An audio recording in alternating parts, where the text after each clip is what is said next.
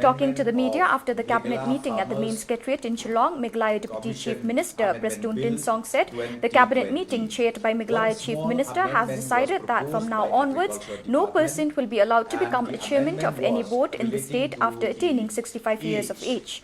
However, Tin Song reiterated that the service of the chairman of the board, Mr. Areng, will be allowed to continue for another 1 year. Because in the previous original act, I think when we issued the appointment of the chairman of the commission, we mentioned only 5 years.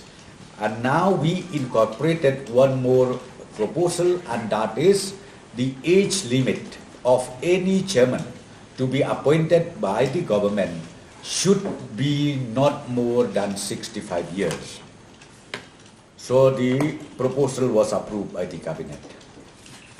Relating to the extension of the contractual appointment made to the Secretary of Meghalaya State Consumers Dispute Redressal Commission, Shri H.N. Areng.